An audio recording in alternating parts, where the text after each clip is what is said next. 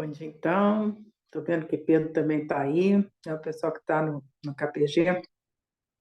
Nossas atividades hoje terão uma agenda um pouquinho diferente, porque nós vamos ter o nosso ensinamento aqui, quer dizer, tivemos nossa meditação, teremos nosso ensinamento. A meditação com Lama Sona será às 10 horas, e às 11 horas haverá uma reunião, né, no KPG, e também será transmitida online, para conversar sobre a situação do centro de retiro. Então, nós teremos que encerrar aqui um pouquinho antes, mas eu não quis prejudicar a meditação inicial de vocês, então estamos aqui no horário. Bem, hoje nós vamos concluir a explanação do quarto capítulo do Dhammapada, que é o Pupavaga, né? O capítulo que vai usar a metáfora das flores em várias situações. E hoje a nossa última aqui vai falar do lótus, e a nossa historinha de hoje também vai falar do lótus, que é um dos símbolos da nossa tradição, ou seja, é do lodo, né? É do pântano que surgem as mais belas flores, no caso aqui, o lótus. Então, é bem a história mesmo da nossa tradição. Então, eu vou iniciar, né, são 4 estrofes, eu vou começar lendo na sequência aqui do Nissim Cohen, né, da Palas Atenas, depois a gente vê a nova tradução. Então, 56. Fraco é esse perfume que do tagara e do sândalo vem, mas sublime é o perfume do virtuoso que se eleva até os devas. 57. Daqueles possuídos de virtude que vivem diligentemente e que estão libertos pelo correto conhecimento, Mara, o caminho não lhes descobre. 58 e 59. Assim como um montão de refúgio na estrada jogado, o lótus lá pode crescer, docemente fragante e delicioso. Assim também, entre o refúgio humano, os cegos mundanos, resplandece com sabedoria o discípulo do perfeitamente iluminado. Então, vamos ver aqui essa nova tradução, que a gente colocou novos elementos, né? Essa nova tradução, como vocês sabem, eu estou fazendo a partir do inglês, a partir do sânscrito mesmo, ou seja, não houve nenhuma contaminação, seriam as estrofes iniciais mesmo, conforme o Buda enunciou. Então, a 56 ficou assim. Insignificante é o perfume que vem de Tagara e do sândalo. Excelente é o perfume daqueles que possuem as virtudes, pois atinge até o reino dos deuses. A virtude é o mais precioso perfume para os deuses. 57. Das pessoas que possuem plenamente essas virtudes, que são atentos, diligentes no viver e que estão libertos pelo correto conhecimento, Mara, o tentador, não os escolhe ou os encontra. 58 e 59. Como em um monte de imundícies lançado na estrada, o lótus crescerá cheio de doce perfume e deleite. Ele é adorável e encantador.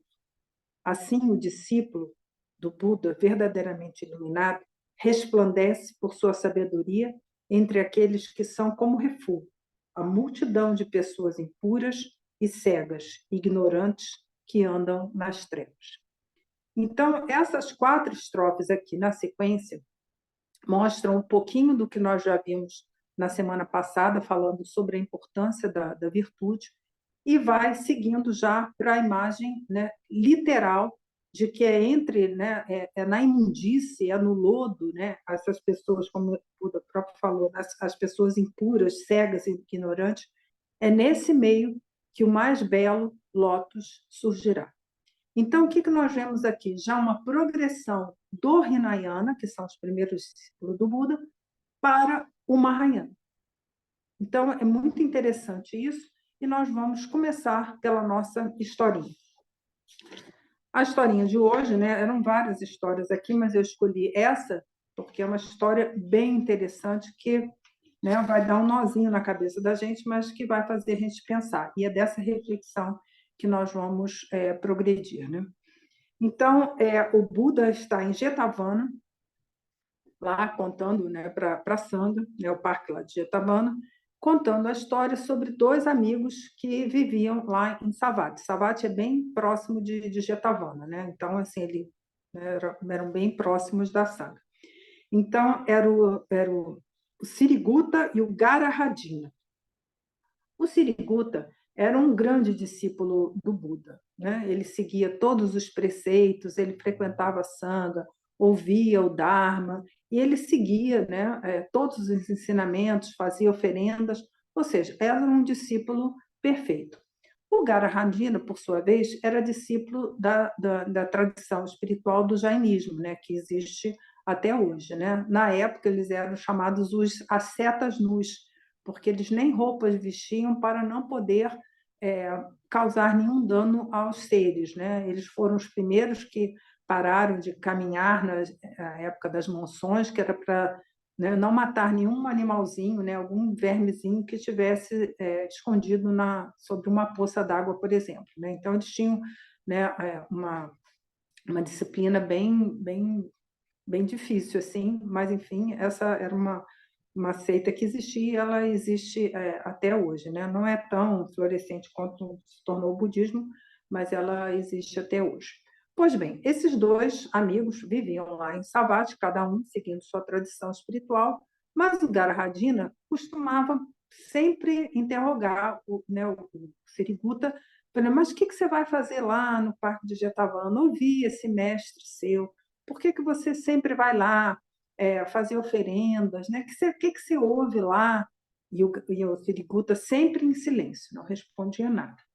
Mas o Garahadina, muito insistente, né? Olha, você precisa ir ouvir os meus mestres, né? Eles sabem tudo o que acontece com o corpo, palavra e mente de todos os seres e nos três tempos, passado, presente e futuro. Você precisa ir lá ouvir os meus mestres. E o Siriguta sempre em silêncio. E o Garahadina sempre insistindo, insistindo. Você precisa ir lá, o que você faz, o que seu mestre sabe? E ficaram assim por muito tempo. Aí um dia o Siriguta falou assim, não, então tá bem, eu vou convide então seus mestres, né? O grupo deles todos. A minha casa não é tão grande assim, tem entre as nossas casas tem um grande corredor, né? Eu vou poder recebê-los lá. E aí o Siriguta preparou assim um banquete maravilhoso, né, com tal do mingau de arroz, com ghee, né, sementes de sésamo, né, gergelim. Assim, preparou a mais excelente refeição para eles. Mas o que ele fez? O terreno era meio lamacento, né? Então ele colocou né, tinham as paredes assim das casas, né? E preparou uma sequência assim de assentos, mas que em cada pé do assento tinha uma corda, e essa corda estava presa no alto lá das casas. E aí, né, os 500 ascetas nos chegaram, né, com os mestres todos, e aí o Siriguta, por favor, instale-se aqui, vai ter a refeição de vocês.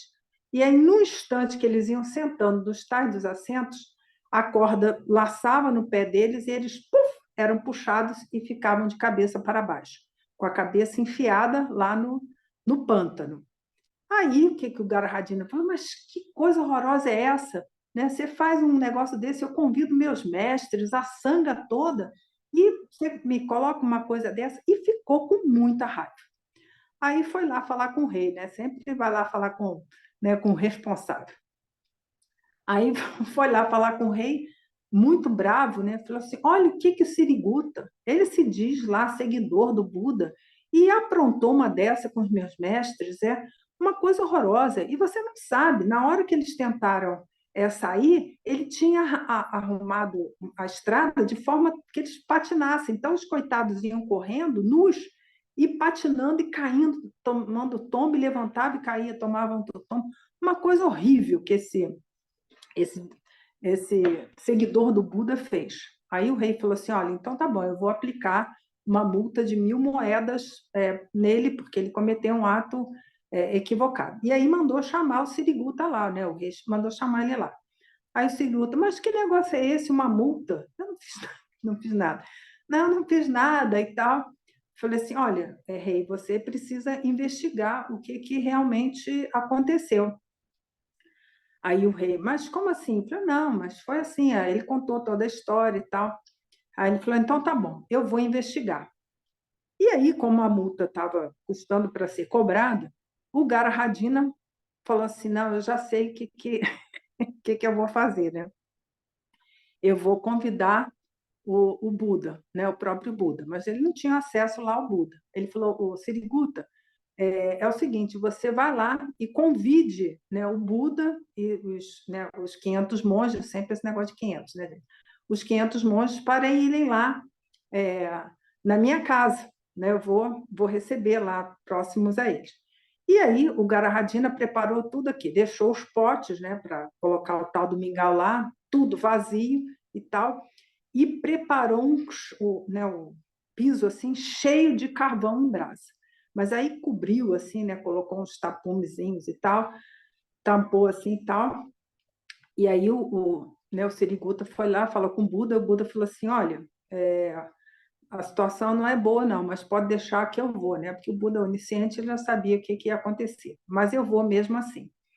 E aí chegou lá, né? O Buda chegou, ele e os 500 monges chegaram lá nesse lugar que o Garahadina havia preparado, e aí falou assim, né? Ah, você tem alimentos? Não, vocês podem vir, não tinha nada, gente, os potes estavam vazios, né? Não, podem vir, podem vir, podem vir.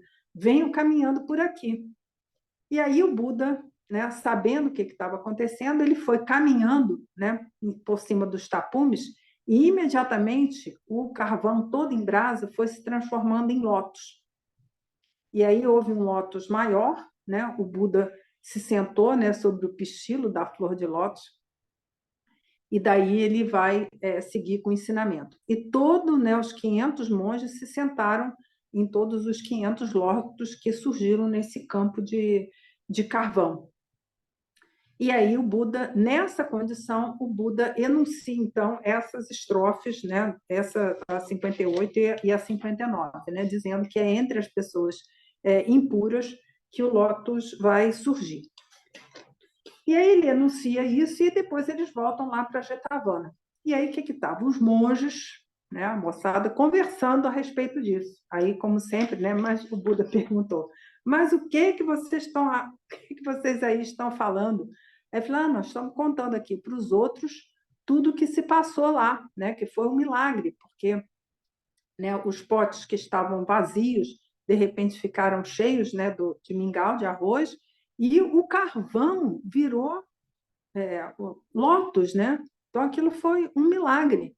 Aí o Buda, né? Aí que vem a sabedoria do Buda. Ah, monge, mas o que é isso que vocês estão falando? Nem tudo foi sempre tão maravilhoso assim, né? Antes, quando eu era somente um futuro Buda, o Bodhisattva, no passado eu estive no inferno, de cabeça para baixo, né? E com os pés para cima, com a cabeça mergulhada no lodo, né? Isso, né? Essa experiência não foi nada maravilhosa.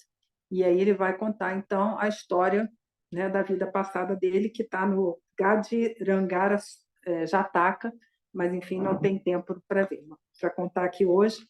Eu sabia que o tempo era curto, que é essa história onde o Buda teve uma experiência no inferno, né, onde ele ficou pendurado de cabeça para baixo, né? Então essas histórias se repetem, né, dentro da Sangha. Então, o que nós vemos aqui, nessas 3 estrofes? Primeiro, nós vemos lá, né, nas 2 primeiras, né, o que o Buda vai falar? Aquilo que nós já falamos na semana passada, da importância do karma positivo, né, que produz a felicidade, né, aqueles que são diligentes, que são atentas, né, que são libertas pelo correto conhecimento. Mara não os escolhe ou os encontra. O que quer dizer isso, né? Muitas pessoas ficam assim, o caminho da imortalidade, porque a pessoa está querendo o quê? Preservar a própria apreensão egocêntrica dela, que são as tradições espirituais, que tem a alma, que tem o espírito, porque ela está querendo preservar aquilo ali. Mas a gente já viu que isso é causa de sofrimento, né? Dentro da tradição, né, do Senhor Buda, há uma outra visão, né, de como que as coisas seguem nos 6 reinos depois dessa morte deste elemento rupa, desse corpo físico. Então, o que nós vimos na semana passada? Eu trouxe até aqui de novo, espero que vocês tenham visto as arvorezinhas, né? O que a gente viu lá, né? A árvore positiva, a árvore que realiza todos os desejos. Então, primeiro, a raiz, a disposição da mente desapegada do samsara. Ou seja, sem desapego do samsara, não tem meditação. 2, a confiança nos ensinamentos e a compaixão. Os galhos, a prática da virtude, que é isso que está falando aqui. As folhas, a própria virtude. As flores, a realização das qualidades essenciais da meditação. E o fruto, o perfeito estado de Buda. Então, que fique muito bem claro para todo mundo que é preciso seguir essas etapas. Muitas pessoas, equivocadamente, chegam no Vajrayana achando que vão para o simples reconhecimento da natureza última da mente e vai ter a clara luz, tem uma série de fantasias e que vai realizar a budeidade assim, de uma hora para outra. Não é assim que as coisas acontecem, né? Então, o que eu trouxe, preparei aqui para vocês? Um tesouro maravilhoso que está disponível no nosso site, que esse aqui é o terceiro volume, que são ensinamentos do Kalu Rinpoche precedente, que o Lama Trindade fez uma compilação deles e publicou, né? Estão em 3 volumes. Vocês encontram lá na nossa biblioteca, Kalu Rinpoche o primeiro, né? O precedente, e aí tem uma série de textos lá, e tem esses Dharma Teachings aqui, enfim, estão todos em inglês. Infelizmente, não estão traduzindo ainda para a nossa amada língua portuguesa, mas eu acho que não é tão complicado assim para as pessoas verem. Então, esses, né, que eu usei são ensinamentos que ele deu em Vancouver, em 1982, está da página 1189 a 1219. Ou seja, em 30 páginas, o Kalu Rinpoche precedente, ele resume essa via. Tá? E é importante a gente conhecer isso. Eu sei que muita gente sabe cognitivamente, sabe intelectualmente essa via, mas nós precisamos colocar as 3 vias na nossa própria via. Entender que a gente não vai obter fruto nenhum da budeidade, né, assim, que o Vajrayana faz com que a gente produza em uma só vida, assim do nada. Até Sukhassid, né, que, enfim, né, a dáquila de conhecimento primordial, né, junto com o Niguma, da nossa linhagem, ela precisou lá fazer oferenda lá para o monge para depois encontrar Virupa, né? E aí foi rápido o despertar dela. Mas, enfim, ela já tinha uma acumulação de mérito, e isso na história, gente, já está ilustrado isso, né? É importante nós sabermos que realmente é assim que faz, porque muitas pessoas se equivocam, né? Vamos para o Vajrayana, vamos para o, né, pro veículo do diamante e tal, porque é rápido, em uma só vida eu vou me libertar do sofrimento. Não, amiguinho, não é assim tão fácil. Então, a gente precisa seguir as etapas. Então, esses são 3 ensinamentos que eu vou passar aqui para vocês. Então, o que o Kalu Rinpoche lá começa, né? Primeiro, o método de processar emoções no Hinayana. O que nós já vimos aqui? Pratique excelente virtude, não cometa nenhum mal que seja, discipline completamente a sua mente. Né? O versinho 183 da Dhammapada, que a gente vai ver lá, talvez ano que vem, não sei. Então, essa é a história do Hinayana. Então, o que nós vamos ter? Que evitar os atos negativos mesmo, gente. E com a vidinha que nós temos hoje, no nosso planetinha, cometer ato negativo é muito fácil, né? Porque assim, o samsara nos convida para o torpor e, na vigência do torpor, nós nos deixamos seduzir pelos objetos das 6 consciências. Então, parar de cometer os atos negativos. A gente vai fazer isso como? Desenvolvendo a nossa atenção. A atenção a gente desenvolve principalmente no exercício da meditação formal. Então, pare de cometer os atos negativos. É difícil? É, mas é uma tarefa que a gente precisa se comprometer e realmente, né, estar vigilante quanto a elas. Né? Se cometer um ato negativo, a gente sabe, né, que tem as 4 forças, a gente purifica elas, né, mas não é para ficar muito confiante, né, que a gente, tá bom, cometeu e vamos repetir de novo e depois purifica e vamos nessa. Não, não é assim. Então, pare de cometer os atos negativos. Pratique excelente virtude. Então, cresça a quantidade de atos positivos que você pratica, né? Tanto com o corpo, com a palavra e com a mente. Então, isso e mais as paramitas, né? Porque a gente já está dentro do Vajrayana, então a gente já pode falar de alguma coisa de paramitas que a gente vai ver daqui a pouco, que o Kalu Rinpoche vai nos trazer. Então, segundo bloco, praticar a virtude. Então, não cometer os atos negativos, praticar os atos positivos, sobretudo as paramitas. Então, vem a generosidade, a ética, a paciência, a perseverança, a meditação e a prática da meditação, propriamente dito, com o desenvolvimento de prajna, que é a sabedoria. Tá? Então, esse é o segundo bloco. E o terceiro, né, da estrofe da Mapada mesmo, é disciplina completamente a sua mente. Então, essa é assim, né, todo o corpo da prática dentro do Hinayana. É preciso que a gente realmente faça isso para que possa dar o passo seguinte. Ninguém vai conseguir lá fazer o pós-doutorado sem ter passado lá na pré-escola, sem saber fazer escrever uma frasezinha, enfim, um conhecimento bem inicial lá, quando a gente aprendeu lá a ler. Então, é assim também, tá? Sem isso aí a gente não vai progredir, né? Então, o Kalu Rinpoche coloca, né, o exercício da atenção plena, da renúncia às emoções e a perseverança na prática da atenção. Então, esse é o caminho fundamental e que a gente precisa impregnar o nosso cotidiano com essas atitudes. É assim que a gente vai progredir na vida. E aí ele segue, então, né, com o quê? O Mahayana. Enquanto que o Hinayana, né, vai haver, né, de realmente nós podemos nos liberar dos ciclos das existências, né, rejeitando as emoções, né, rejeitando tudo que é mundano. No Mahayana, o que o Kalu Rinpoche vai nos trazer? Que já é o passo seguinte, né?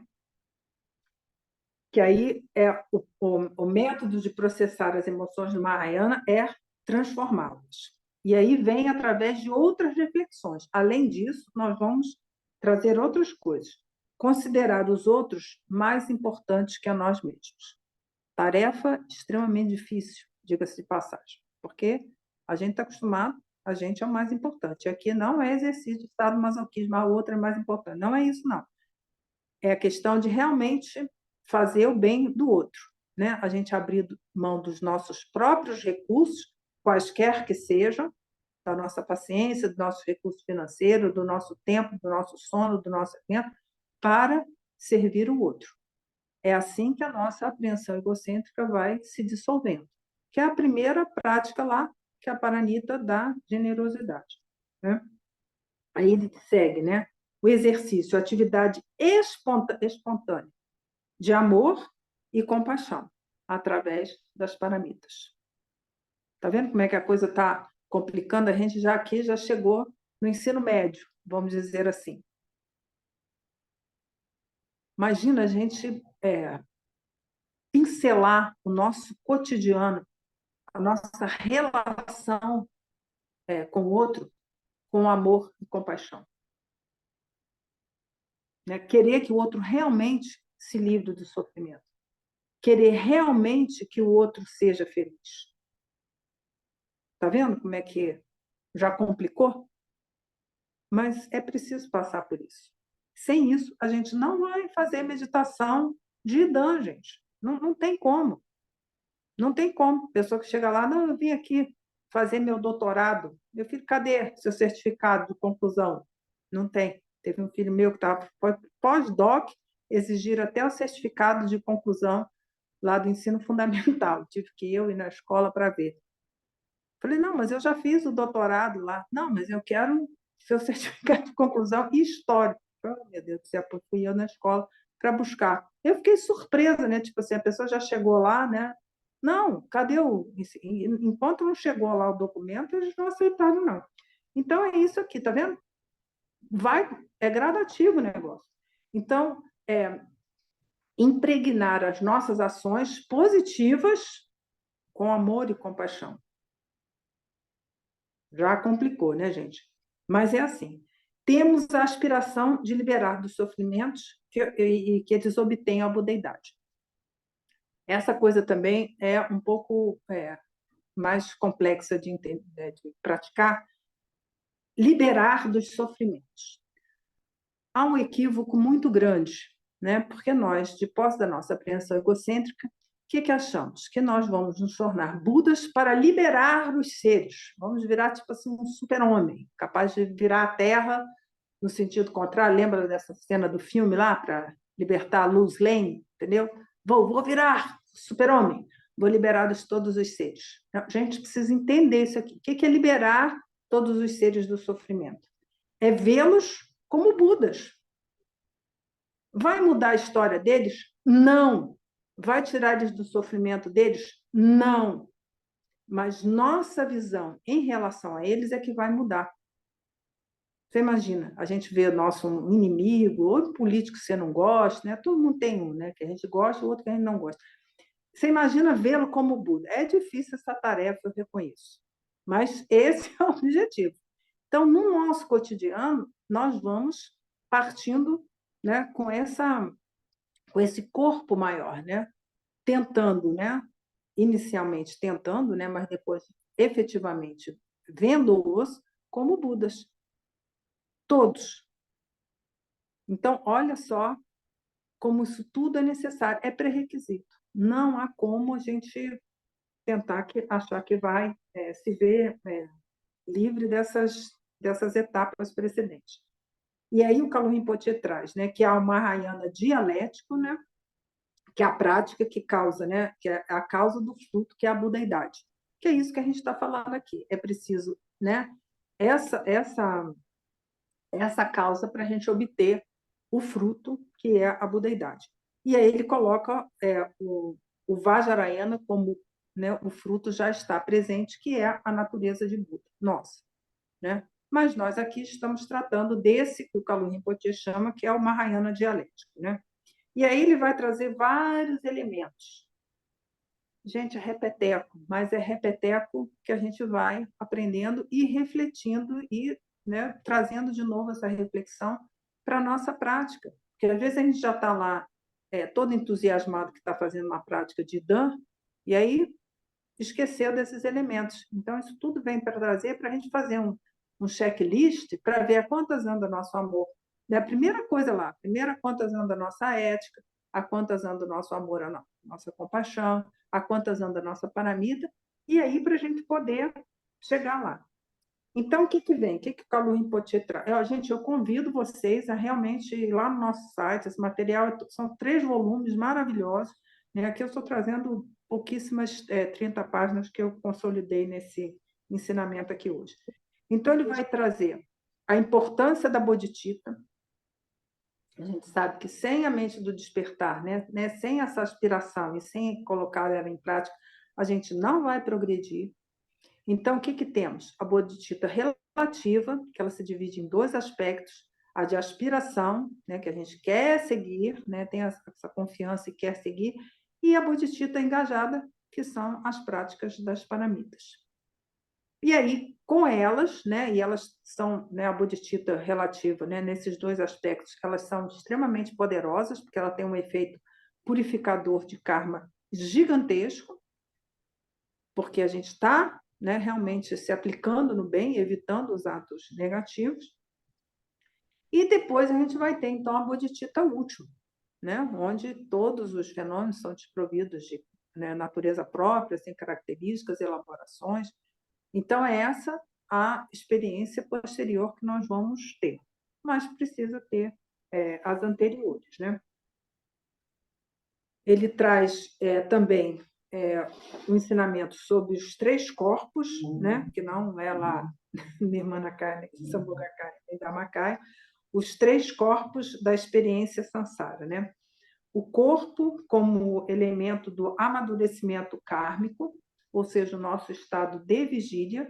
Então, a gente entender isso, que esse corpo aqui, esse corpo mesmo, né, que a gente é capaz de tocar aqui, é fruto de amadurecimento kármico, né? E nós estamos experienciando ele com as 5 consciências, né, sensórias, através do nosso estado de vigília. Tá? O Lama Trilê chamava muita atenção nos ensinamentos dele quando colocavam o que é a nossa experiência no estado de vigília e no estado de sono, que é o segundo corpo aqui, né? Que o Kalam Rinpoche chama de condicionamento latente, ou seja, a mente ela tem também uma experiência, que é a nossa experiência no sono, que a gente tem prazer, né, tem medo, né, todo mundo aqui já sonhou, já sabe que a gente vive no sonho assim, e quando acorda, a gente, ainda bem que era só um sonho, era só um pesadelo, né? E aí também tem um outro sonho bom, que pena que eu acordei e o sonho acabou. Mas a gente passa naquilo ali como se a experiência realmente estivesse acontecendo, apesar do nosso corpo estar completamente adormecido, que é esse corpo de sonho que eu trago aqui essa palavra para vocês, não está assim no texto, mas é esse, né? E o outro, terceiro corpo, que é o corpo mental que a gente vai experimentar no bardo. Esse aqui que a gente já passou pelos bardos, mas aqui nós estamos no estado nosso corpo de vigília, né? Então, isso tudo, gente, é conhecimento do Mahayana, que vai ser incorporado na nossa prática, né? E quando a gente compreende a natureza desses 3 corpos aqui que ele elencou aqui, nós vamos compreender que todos os fenômenos são desprovidos de natureza própria. Tudo provém da mente. E aí começa aqui já a se delinear o quê? O Vajrayana, que nós vamos ver daqui a pouquinho.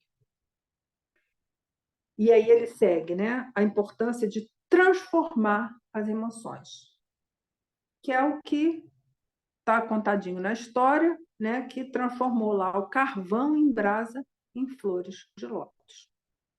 Porque no Mahayana nós estamos, né, no nosso contato com todas as pessoas, todos os seres.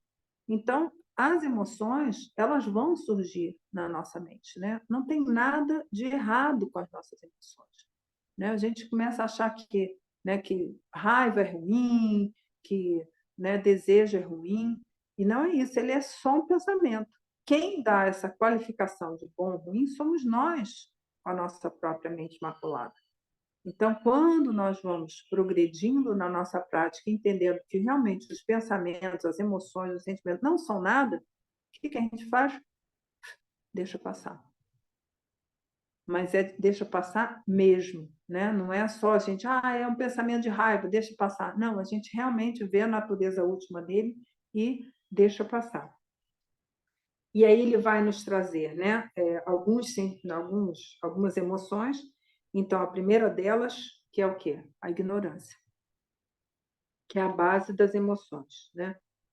Não compreendemos as implicações dos nossos atos, né? Não compreendemos a origem dos nossos pensamentos, né? Ideias, emoções, sentimentos. Então, o que a gente vai fazer isso? É a prática da meditação, onde a gente vai desenvolver a sabedoria, onde nós vamos desenvolver a nossa capacidade de saber o que realmente beneficia os seres. O que eu vejo, né, no meu cotidiano é que as pessoas querem ajudar o outro, mas não sabem como. Isso é a vivência que a gente tem. A gente precisa desenvolver a nossa sabedoria para saber exatamente o que podemos fazer para ajudar os seres.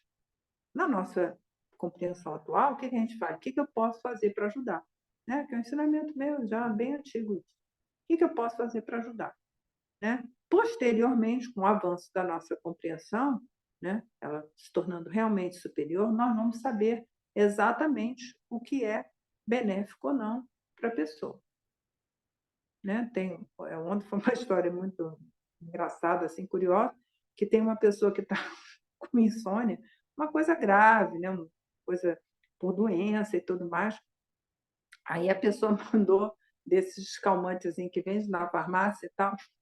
Mas, gente, a pessoa está com um problema muito grave de saúde e tal, tá com insônia. Aí a pessoa vem me falar: olha aqui, você acha que esse remédio serve para alguma coisa? Eu falei: gente, isso aí não é nada, né? A pessoa simplesmente foi lá na farmácia, comprou lá o remédio. O que que é bom para a insônia? E comprou aqueles remedinhos, que é bom, né? Para quem não tem um problema mais grave, né?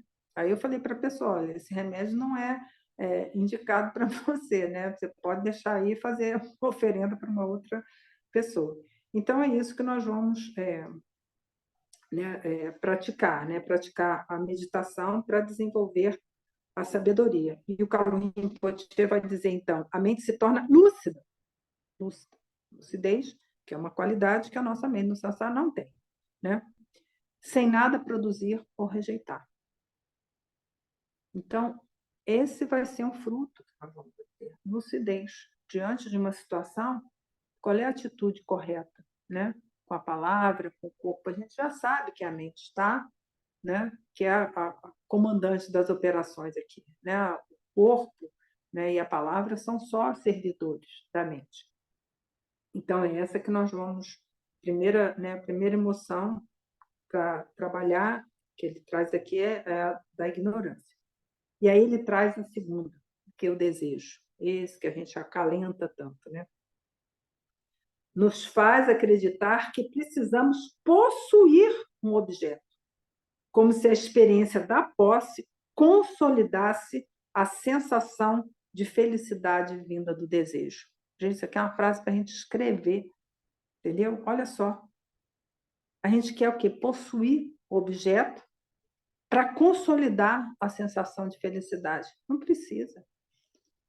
A gente não precisa possuir a coisa, se apegar na coisa para a experiência se consolidar, mas a gente quer, porque aqui que a gente tem o nosso apreensão egocêntrica sólida, que a gente imagina, né? E a gente quer consolidar, por isso que a gente quer aprender os objetos, né? Tomar posse dele.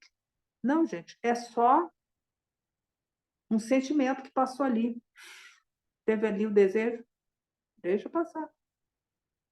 Né? Não precisa arrumar mais coisa. Já temos probleminhas demais com a nossa apreensão egocêntrica. Não precisamos de mais uma figurinha. Nosso álbum já está completo já. Mas a gente quer ainda colar mais coisa. Não precisa, não. Deixa passar. E ele diz, né? Na meditação, simplesmente saboreamos a felicidade sem ser levado pelo desejo de possuir o objeto. Olha que maravilha se a gente conseguir colocar isso em prática. Gente, sabedoria do Kalu Rinpoche é uma coisa, né? Saborear a felicidade sem querer possuir.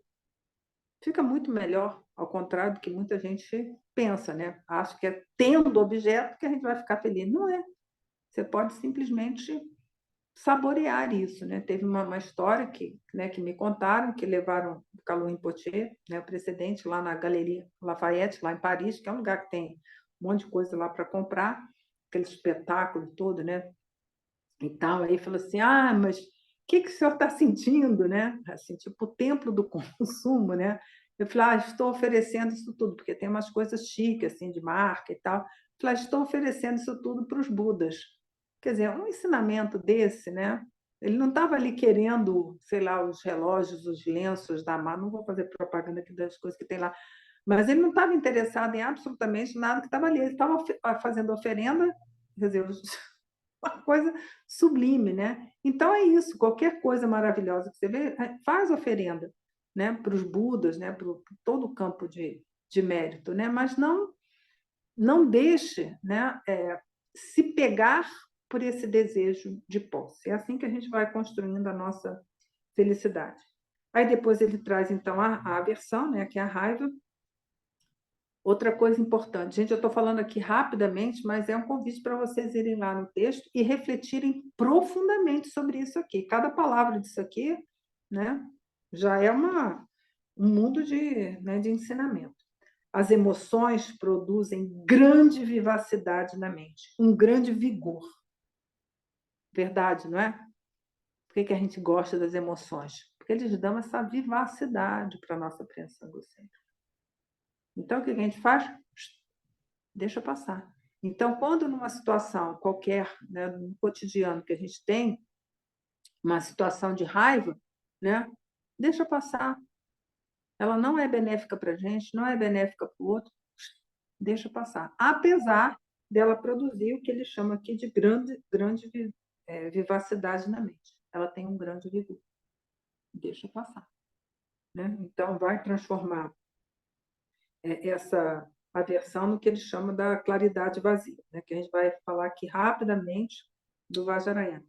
Aí ele vai falar do orgulho.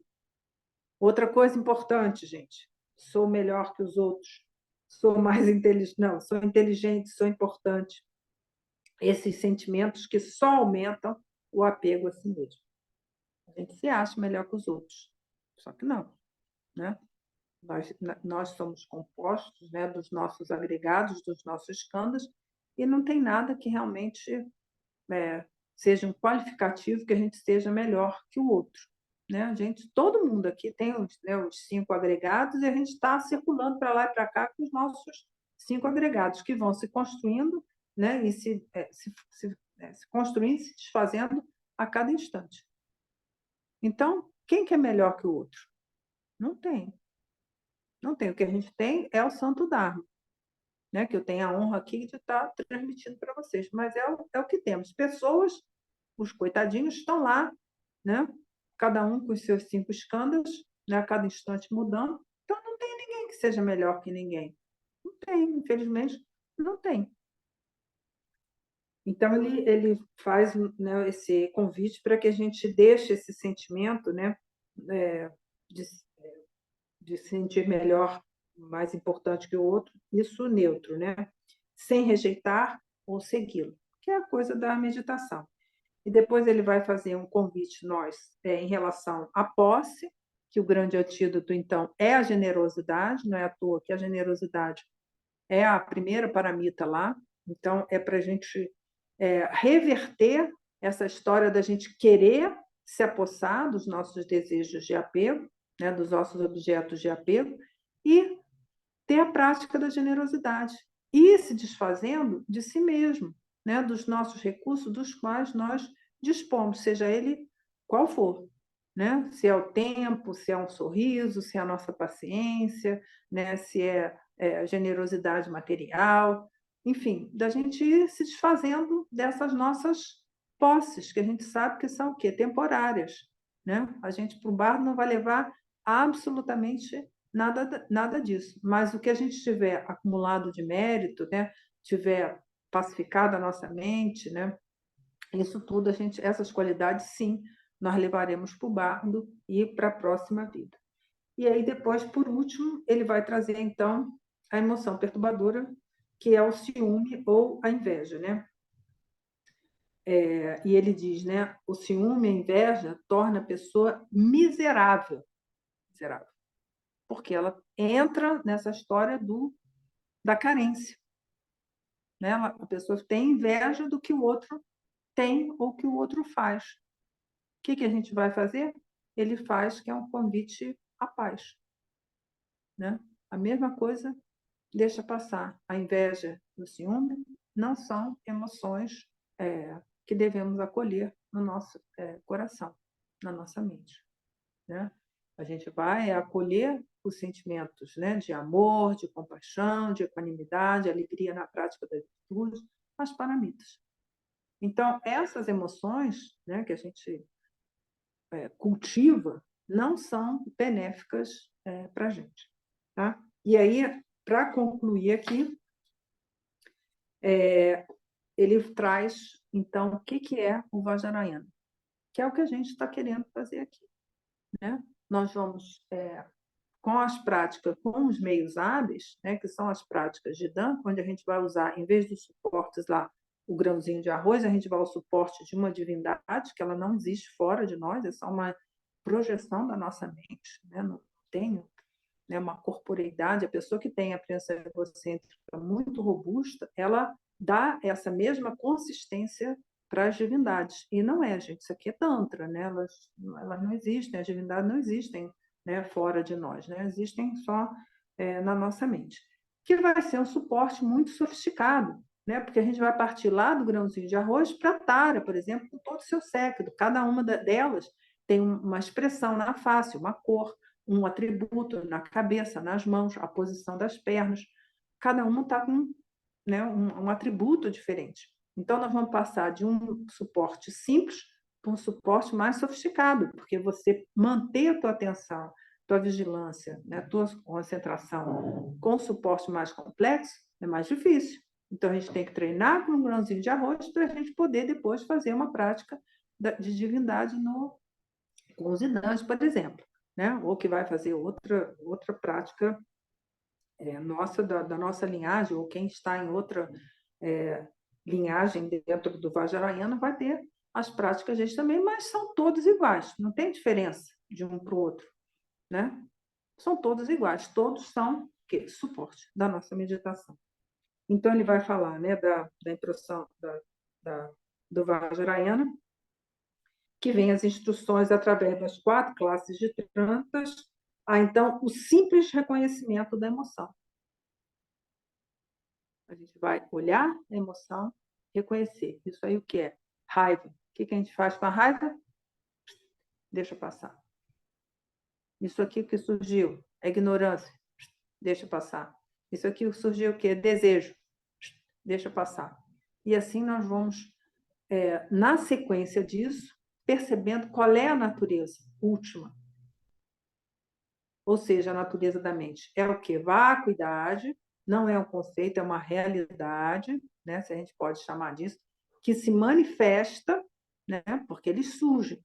Né? Os pensamentos não são nada e ainda assim surge. A gente não repete isso, que é o aspecto claridade, e a gente pode transformar eles no que quer que seja, que é o aspecto de não impedimento. Mas isso é uma realização, é uma compreensão. Nós vamos ter a real experiência disso. Eu sei que, né, o discurso é muito bonito, muito rico, né? E que a gente se deixa pegar pela beleza, pela grandiosidade, pelo aspecto que tem, né? Mas não é isso. Trata-se de uma realização. Né? Essa palavra viazejo aí é uma má tradução, né? Mas uma compreensão superior do que vem a ser a nossa experiência nesses 3 corpos lá. Volta lá os 3 corpos, no nosso corpo de vigília, no nosso corpo de sonho, no nosso corpo no bardo. Todos os fenômenos são desprovidos de natureza própria. Então, não tem um eu, não tem um outro, não tem o ato. Isso é uma realidade vinda através da experiência. Então, nós vamos viver a nossa vida, né? Porque a gente está aqui com o nosso corpo aqui de vigília, a gente nasceu, a gente tem a preciosa existência humana, mas com essa realidade última. Os fenômenos vão passar? Vão passar, mas eles surgem e eles desaparecem. E é assim que nós vamos nos liberar do sofrimento. Porque a gente simplesmente vai compreender a natureza última de todos os fenômenos. Mas ninguém vai chegar nessa etapa aí se não passar lá no maternal. Entendeu? Não tem como, não tem como. Então, eu quis trazer esse ensinamento aqui para vocês hoje, para ver todas as etapas que todo mundo precisa passar, né? Sem isso, não tem acumulação de mérito, não há acumulação de sabedoria, e sem mérito e sem sabedoria, não há budeidade. E aí, nesse nível de budeidade, a gente sim estará livre do sofrimento. Os fenômenos vão acontecer? Vão acontecer. Como a gente viu lá na historinha do Buda, lá nos últimos tempos dele, ele doente, né, já bem idoso, já ainda teve uma diarreia, passou muito mal, tentou lá tomar banho no rio lá para aliviar lá o sofrimento dele. Tinha um sofrimento corpóreo. O Buda, gente, o Buda. Né? Então, esses sofrimentos, né, o nosso nascimento, velhice, doença e morte, a gente vai continuar passando. É inevitável. A gente teve um renascimento aqui humano, mas o nosso modo de experienciar isso vai ser bem diferente conforme nós progredirmos na nossa meditação, né? Então, Kalu Rinpoche conclui lá, né? Isso aqui é outra coisa maravilhosa também para anotar. Quanto mais emoções surgirem, né, durante a nossa meditação, e aí pode ser meditação também na interseção, né, entre uma prática formal e outra, mais consciência primordial brilhará. Olha que sucesso! Ou seja, quanto mais carvão, quanto mais lodo houver, mais a consciência primordial vai brilhar. Olha que sucesso maravilhoso. Então, a gente, em vez de rejeitar isso tudo, não, que venha, sabe? Que venha, porque é campo de, de amadurecimento para a nossa própria mente. Então, é isso, gente. Enfim, foi um pouco mais corrido, mas eu quis trazer o convite, né? Ontem me perguntou uma pessoa o que o Lama Trinley tinha me passado, né, do meu conhecimento, o que o Lama Trinley tinha me passado. Eu falei, olha, ele me ensinou as práticas, né? Eu tive a oportunidade de ser tradutora dele, então eu estava ali presente, e ele me indicou exatamente o que eu deveria estudar, né? Então, o trabalhinho é pessoal, é estudo pessoal, meditação pessoal. Então, o trabalho da gente aqui é inspirar vocês para a prática, né? Essa é a função do lama. E aí, quando vem as perguntas, esse autor é bom? Não, não é bom, não. Esse aí não é uma pessoa recomendada. Vai estudar esse e tal. Essa é a nossa função aqui. Então, hoje, nesse pouco espaço de tempo aqui, então, que esse ensinamento do Kalu Rinpoche realmente inspire vocês numa prática genuína e que vocês realmente possam obter a budeidade e ver todos os seres como Budas, tá? Alguma pergunta, gente? Temos 3 minutinhos aqui do tempo que o Lama Sonan combinou comigo. Sou obediente no reloginho, né? Vocês sabem.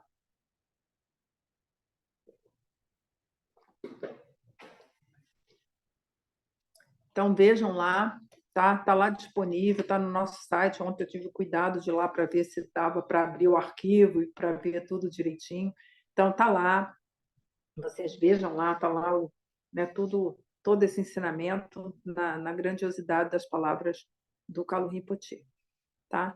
Então, nós fazemos a nossa dedicatória. Então, graças a esse mérito, tendo obtido a onisciência e vencido os inimigos, que são as máculas, posso liberar todos os seres do oceano do Sansara, agitado pelas ondas do nascimento, velhice, doença e morte.